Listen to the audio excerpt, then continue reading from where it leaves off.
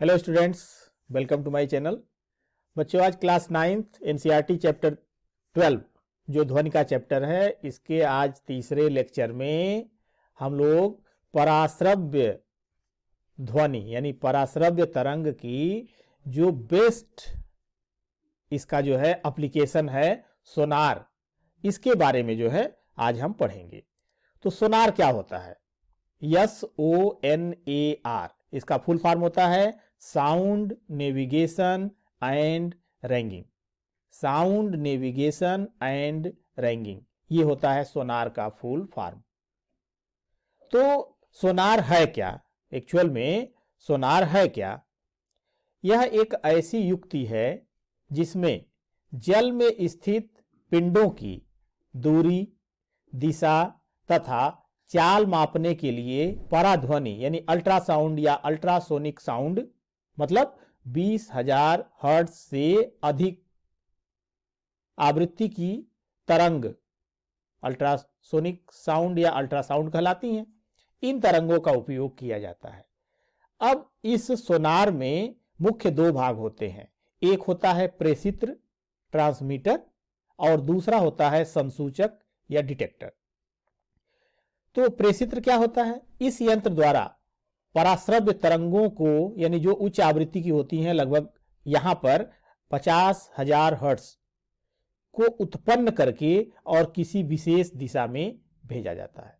तो प्रेषित्र या ट्रांसमीटर का यह काम होता है कि वह पराश्रव्य तरंगों को भेजता है, भेजने का काम करता है, ट्रांसमिट करने का काम करता है। संसूचक यह परावर्तित ध्वनि को ग्रहण करके वैद्युत सिग्नल में परिवर्तित करता है और इस प्रकार से जो डाटा प्राप्त होता है उस वैद्युत सिग्नल वाले डाटा का एनालिसिस करके, विश्लेषण करके यह पता लगा लिया जाता है कि वह कितनी दूरी पर है, कितनी चाल से वह गतिशील है या किस दिशा में है। तो होता क्या है इसमें? देखिए, यहां पर आप ये देख रहे हैं कि ये है प्रेषित्र या संसूचक। ये दोनों एक ही जगह होता है, क्योंकि जहां से इसको भेजा जाता है वहीं से इसे जो है रिसीव भी किया जाता है। तो ये जो रेड कलर का आप देख रहे हैं, यह तरंगे जो है यह आगे की तरफ ये जा रही हैं। यह तरंग जो है इस दिशा में ये बढ़ते हुए जा रही है। और जब यह ऑब्जेक्ट पड़ता है, जब ऑब्जेक्ट पड़ा तो यह यहां से रिफ्लेक्ट होकर के, परावर्तित होकर के और फिर चलती हैं। तो ये जो ग्रीन कलर वाला आप देख रहे हैं, यह परावर्तित तरंग जो है यह आ रही है, जो कि यहां पर रिसीव कर ली जाती है। फिर इसके बाद क्या होता है कि इसको जब भेजा गया और जब यहां पर सिग्नल आया, दोनों के बीच का जो समय अंतराल है उस समय अंतराल को नोट कर लिया जाता है। और जब समय अंतराल को नोट कर लिया जाता है तो यह जाने का दूरी d और आने का दूरी d और ध्वनि के चाल से यह चलता है। तो जो समय होता है उस समय, चाल और दूरी से गणना करके दूरी को या चाल को हम ज्ञात कर लेते हैं। तो इसके कुछ एग्जाम्पल्स हैं। एग्जाम्पल्स में जैसे कि सोनार की सहायता से समुद्र तल की गहराई ज्ञात करना, यानी सोनार की सहायता से समुद्र तल की गहराई कैसे ज्ञात करेंगे? तो हर शिप या बोट में जो ये सोनार इंस्ट्रूमेंट है यह लगाया जाता है, समुद्र में चलने वाली जो भी शिप होती हैं।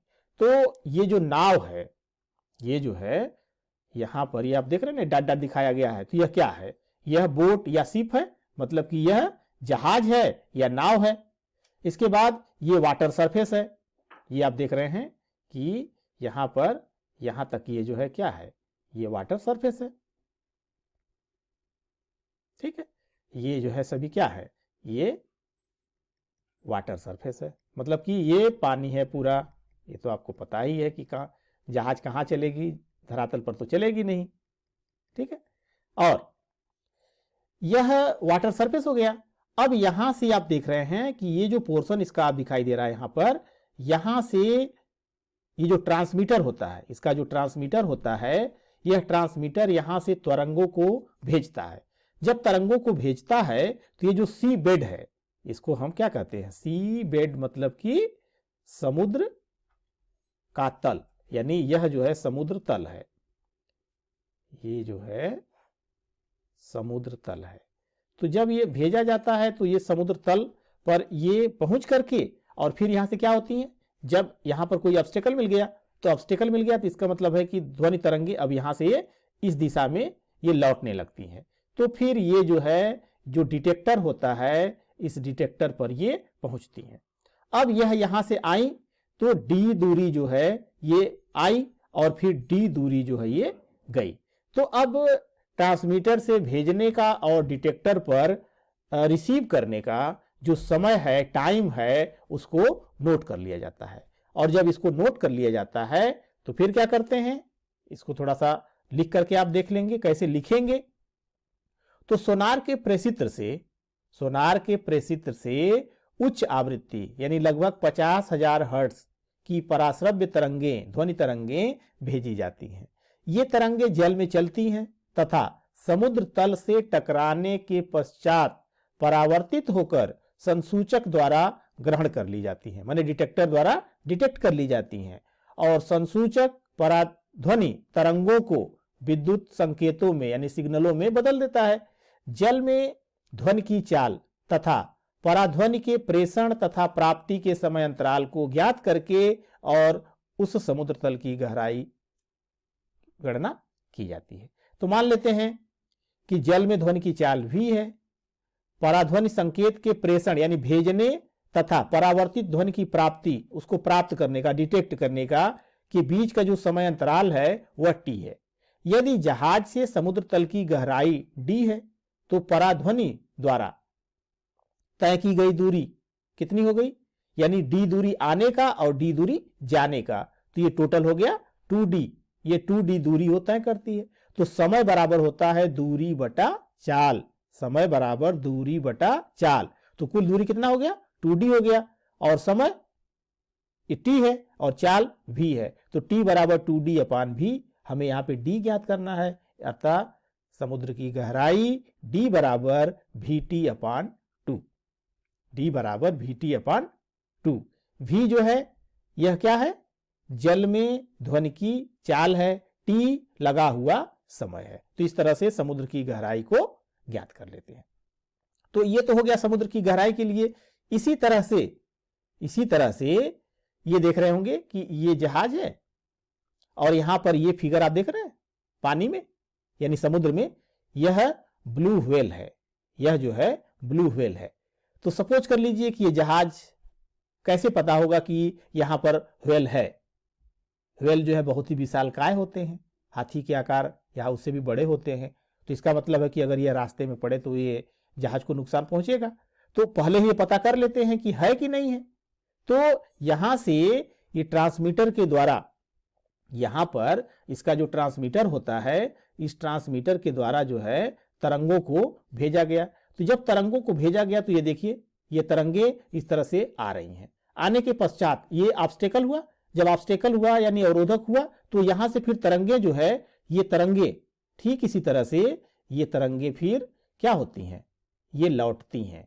तो जब ये तरंगे लौटती हैं तो फिर यह डिटेक्टर द्वारा डिटेक्ट कर ली जाती हैं। तो यहां पर जो डिटेक्टर है, इस डिटेक्टर यानी संसूचक के द्वारा ये डिटेक्ट कर ली जाती है।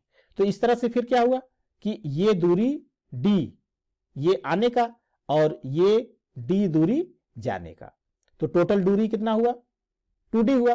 तो फिर यहां पर हो जाता है कि जो समय है वो कितना है, समय बराबर दूरी बटा चाल, समय बराबर दूरी बटा चाल। तो फिर क्या मिला, d बराबर vt बटा 2। और इस तरह से जो है यह ज्ञात कर लेते हैं कि यह जहाज से कितनी दूरी पर है। ठीक है, इसी तरह से मान लीजिए कि सबमरीन जो पनडुब्बी होती है वो पानी के अंदर चलती हैं। जब पानी के अंदर चल रही होती हैं तो यहां जहाज पर ऊपर से तो आपको पता चलेगा नहीं कि जो है कितने गहराई पर है, कहां है या नहीं भी है। तो ये तरंगे भेजी जाती हैं। जब ये तरंगे भेजी जाती हैं तो देखिए यहां ट्रांसमीटर से तरंगे आई, तरंगों के आने की दिशा ये है, तरंगों की आने की दिशा ये है, इधर से तरंगें आई, यहां पर ये क्या मिला, पनडुब्बी यानी सबमरीन। तो यहां से फिर ये तरंग क्या होती है, रिफ्लेक्ट होकर के यानी परावर्तित होकर के और फिर डिटेक्टर की तरफ चलती है। तो यहां से भी फिर उसी तरह से तरंगें जो है ये क्या होती हैं, ये पहुंचती हैं डिटेक्टर पर। जब डिटेक्टर पर पहुंचती हैं तो डिटेक्टर इसे डिटेक्ट कर लेता है और फिर हम ये भेजने का और प्राप्त करने का जो समय है वह समय अंतराल को क्या करते हैं, नोट कर लेते हैं। तो फिर उसी तरह से डी दूरी आने का, डी दूरी जाने का, और इसमें जो तरंगों की चाल है वह चाल कितनी है, v है। तो समय बराबर दूरी बटा चाल यानी 2d अपान v, तो d बराबर vt बाई 2। अब इसी तरह से जो है इसकी दिशा भी हम ज्ञात कर लेते हैं। अब दिशा ज्ञात करने का मतलब क्या हुआ कि जैसे मान लीजिए कि ये जहाज जो है इस दिशा में जा रही है, चलिए मान लेते हैं किस दिशा में जा रही है, चलिए मानते हैं कि इस दिशा में जा रही है, ठीक है। तो इस दिशा में जा रही है, तो इस दिशा में जा रही है तो हम इधर भेजेंगे, और अगर ये इस दिशा में जा रही है इस तरफ, तो अगर हम इसको ये मिला दें तो इसके बीच में ये कुछ कोण बनेगा। ये जो कोण बनेगा तो ये पता चल जाएगा कि कितने कोण पर है ये है। तो इससे इसकी दिशा भी पता चल जाएगी कि कितने दिशा माने कितने कोण पर जो है यह ऑब्स्टेकल है, मतलब कि जो अवरोधक है वह अवरोधक है। तो उस अवरोधक की दिशा और उस अवरोधक की दिशा और दूरी ये दोनों ही ज्ञात कर सकते हैं। तो ये है सोनार का बेस्ट यूज।